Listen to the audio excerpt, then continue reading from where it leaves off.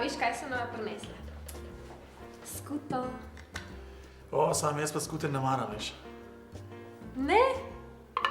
Pol pa še dobro, da nisem prinesla teličkove pečene skute. Glej, če bi bil noter pečen teliček, bi jo jedel. Ne, to pa ni noter. Noter je v bistvu prvo kravje mleko po teritvi. In to je kolostrum, a veš. In pol ga naredijo tako, da ga posolijo, dajo kumino in ga dajo peč. Baje je božansko. Ja, in kako ti veš, da je to užitno? A to sploh pogleda kakšna veterinarska inšpekcija? Ti pa si en mali nevirni Tomažek, a? Kaj pa te skrbi? Ma notranjost krave. A si ti že videla kdaj, kako krava izgleda od znotri? Ne, ampak vem, da veterinari to tako počnejo, da dajo noter roko v kravo ali pa v kobilo, pa neki mučkajo nakrog, pa jo imajo do tukaj. Ampak dobro je bilo pa videti, no.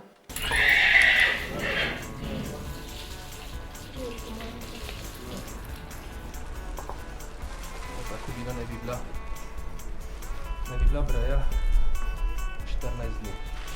Evo, to je maternica, ne, to je lumen maternica, zdaj zarodka ne vidimo, ker je breja šele 14 dni.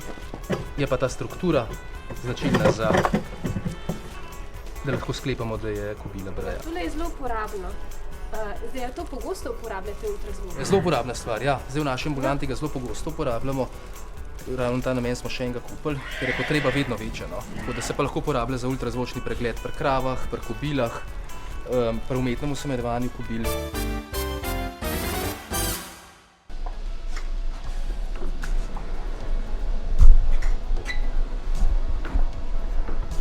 Pardon, kje sem zdaj jaz? Sem na fakulteti ali sem na kliniki? Na kliniki za kirurgijo in male živali, ki pa paše pod veterinarsko fakulteto. Kaj to pomeni? Da si na kliniki, da lahko pripelješ svojega kužka sem. Ja, kdo ga pozdravil? Doktor veterine.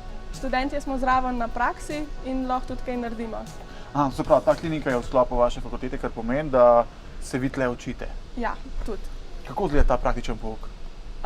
Da smo študentje 24 ur na razpolago, čez noč v hospitalu, merkamo na živali, ki so tam hospitalizirane, ali pa če kdo pripelje svojo žival, pač če je nujna medicinska pomoč.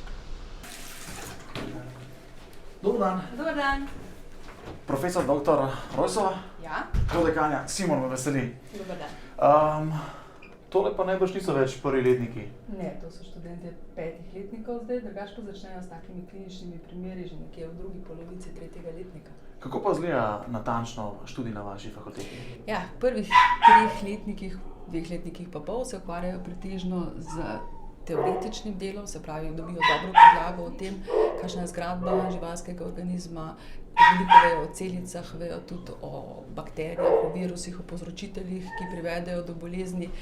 Potem govorijo tudi o diagnostiki, seveda vsa ta teorija je podkrepljena še z praktičnim delom v obliki vaj.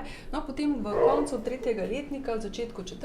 letnika, 5. in zdaj tudi v 6. letniku, ker imamo pač 6-letni študij po bolonjskem procesu, pa pridejo v zelo močen kontakt z posameznimi živalskimi vrstami, z njihovimi značilnostmi te bolezni in na tak način se zelo dobro praktično lahko usposobijo.